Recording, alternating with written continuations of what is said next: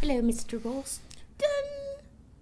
Are you ready to begin? I'm ready, Mr. Pence. You have the timer running? I have the timer running. Why are you calling me Mr. Pence? No reason. Okay. Just kind of look Pence-like today. My hair's not white. In fact, I don't even have any hair compared to him. No, he has a lot of hair. There's a lot of hair. Maybe it's a wig. He used to be a radio announcer, apparently. He's got a good voice. Radio announcers don't need hair. No. She swatted him back a few times last night. I didn't watch it. You should have watched it. Didn't listen to it. But I couldn't escape it. No. Because as soon as I went in to check Facebook, which actually I was going to, there was a group I wanted to go and see, get some information from. As soon as you open Facebook, it's like you see whatever shows up, right? Everything was all about this silly debate, which, from what I understand, isn't a debate, really. It's like a dumpster fire. Well, this one wasn't like Trump. Pence didn't interrupt the moderator every 2 seconds, but he did keep saying, "Well, Susan," because I don't know, she was the moderator. Oh, okay. He kept saying that over and over. As you know, Susan. Well, in my opinion, Susan.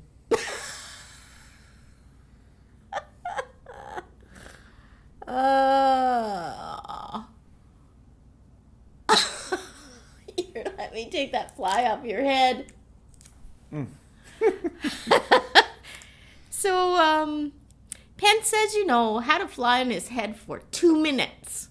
I don't know if it was stuck there because of his hairspray or whatever he had on his head. But the fly was a big hit. So Biden's team, before the debate was over, had a website up where you could order a fly swatter that said, "Truth over flies." For $10, and they sold 35,000 fly swatters, sold out. I wonder how they got them made so fast. There must be some kind of a... That's freaking phenomenal, isn't it? I guess you could sell them and then make them and then send them. Yeah. Yeah, I guess maybe that's the idea. You have the idea, and then you put it on you the mock website. it up as a graphic, and then you have them made and sent after the fact. Yeah. And then Biden himself tweeted out somewhere where they could donate $5. For what? Just a minute. As you were, keep talking. Yeah. I really have no interest? Yeah. I don't have any... Biden's tweet. Pitch in $5 to help this campaign fly. It's Biden there at a table with a fly swatter in his head. Like, debates, political debates in this era that, like now, it doesn't seem to matter. I don't think it would be any better in Canada. Would it be No. No. We've had them. It's like an exercise in... boredom? Well, I was going to say futility, but it's like it is a futility exercise if you're trying to get something meaningful to come out of it, as opposed to just grade school, what do you call that? Harassment of each other. Mudslinging. Hazing of each other or whatever. Yeah, and the older I got, the more I guess when I was probably in my teens and 20s, I really wasn't very interested in listening to what was happening in political debate and all that. But then as I started to listen in from time to time as I got older, I always would think, why is it that this isn't more sensible? Why isn't the House of Commons a more sensible place? Why does it always, if you watch C-SPAN or whatever, why is it always, or CPAC, or whatever the place is, why does it always seem to be a bunch of school children misbehaving Yelling instead at of each other. asking a question that deserves an answer and then always not giving an answer? Like, what is that all about? I don't know. Speaking of debates, I heard MSNBC is my favorite channel. One of their regulars say he doesn't understand debates because presidents and vice presidents don't debate. That isn't part of their job. Like they don't. That's not what they do. So Yeah, that's true. Doesn't show any skill that they need to have. Anyway, everybody's mind is made up anyway. Although any women that were undecided last night, when Kamala says to him, I'm not going to be lectured to by the vice president. I'm the only one on this stage with any prosecutorial experience. She said that twice, I think. And then another time she said, don't interrupt me, Mr. Vice President. Anyway, it started with the debate lady saying, introducing her as Kamala, or something. She said her first name at one point.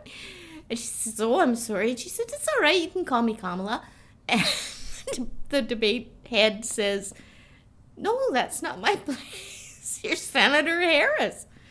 Anyway, she's just more of a human being than the robot that she's with the fly in his head that she was facing. Well, we'll call, to go back to my reference to dumpster fire, we'll call the presidency under Trump a dumpster fire based on everything that's gone by. I was watching it, like, there's now the top, I saw something on a Facebook link to this video. It was the top 40 lies of President Trump. Like, as soon as I saw the headline, I'm like, the top 40. How could they even pick them? There's been 25,000. Yeah, so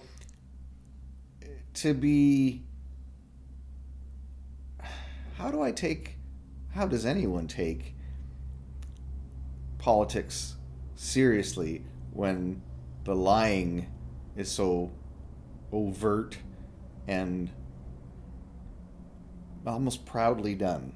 Like, it's like, how does it, like, you have to deal with it because I guess the system says you're going to elect somebody, but how does everybody ignore that?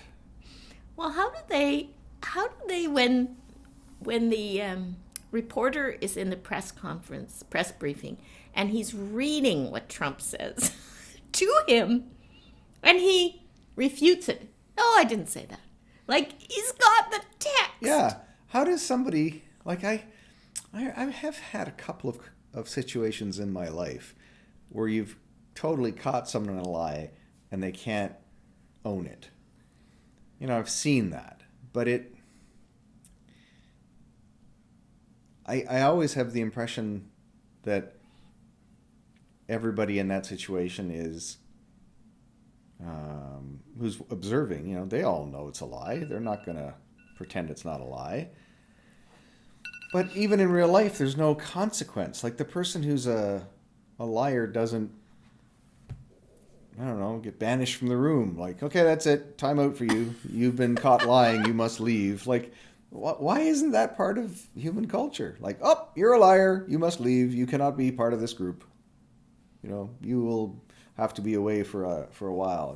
Like atonement. You must go for atonement for a week, and then we'll talk to you. But until then, be gone. Be gone. You've been caught in a lie. I had an idea for the debate. If they, especially for Trump, when he gets to the end of his 2 minutes, there shouldn't be pleading from this person who's the debate moderator. Please stop, Mr. President, or whatever she'll say, or he. There should just be a beep, a really loud, long beep, until he finally shuts up.